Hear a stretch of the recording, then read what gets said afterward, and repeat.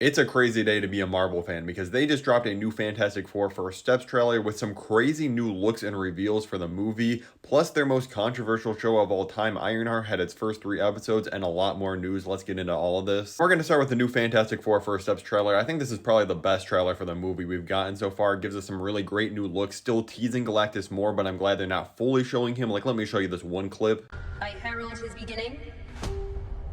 I herald your end. I herald Galactus. What is that? In this brief look at Galactus and later in the trailer, we see the Fantastic Four on this place that we haven't seen before. People are assuming that it's actually Galactus's world chip from the comics, and that does seem like the most likely scenario here. I love how they're presenting Galactus in this movie as this big looming monster over just like any regular villain, and I love that they haven't revealed him yet. Does the Silver Surfer kind of sound like Machine Head from Invincible with this like auto-tune voice? Yes, but still I absolutely love that scene. I also got to talk about the Thing. There's a lot going on with him in this trailer. First of all, for some reason they gave him a beard in this. Now he does have it at one point in the comics, but it kind of looks goofy, but whatever, I'll let it slide. It's kind of hilarious how this movie's building up to him saying it's clobbering time, like it's Captain America saying Avengers Assemble for the first time. Just look at this scene. What time is it, Ben? No. What time is it, Ben? No, Johnny. Say it! I don't wanna!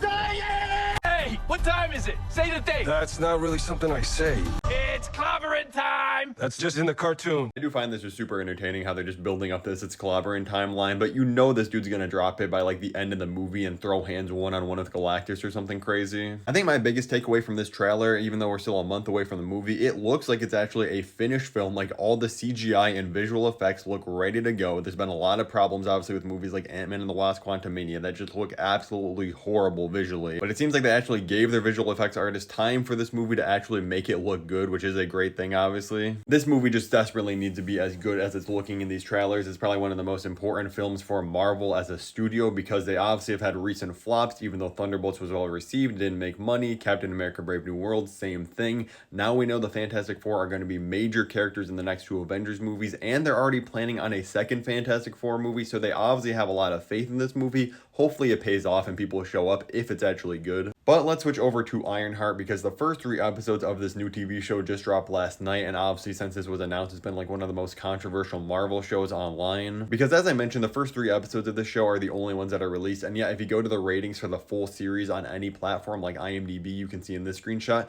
the ratings are just incredibly goofy because you have all these people 1-star review bombing because they're like, oh my god, it's the MCU, they made Iron Man woke and stuff. And I'm not gonna lie, it's kind of crazy to think about the fact that all these 800 1-star reviews are probably just grown men that were sitting around waiting for the show to drop just so they could immediately review bomb it without watching it. But then you have this other weird side of it where now it's also getting like love bombed by people trying to cancel it out and be like, oh no, the grifters were wrong, it's an absolute masterpiece. Because you can see the 2 most common ratings on IMDb are 10 out of 10s and 1 out of 10s. Obviously the show's not a masterpiece or just unwatchable sludge. For me personally, I watched the first 3 episodes. I didn't really care about what was going on. It's probably like a 4 or 5 out of 10 for me so far, just super mediocre. And that's mainly because I kind of don't buy into the whole premise of the show, which is that, yeah, Riri Williams, who is Ironheart, that made this suit, pretty much is being like, oh yeah, I'm not a billionaire like Tony Stark. That's why he was able to become Iron Man, because yes, he's a genius, but he had the funds to do it. I don't have $1 billion, so I can't pursue a lot of my ideas, so she has to do a lot of these like sketchy side jobs and heist kind of things. I'm sorry, I know there's suspension of disbelief and all, but I cannot get behind the idea that some girl that can make a solar-powered Iron Man suit is not getting funding for her projects. Like, I'm sorry,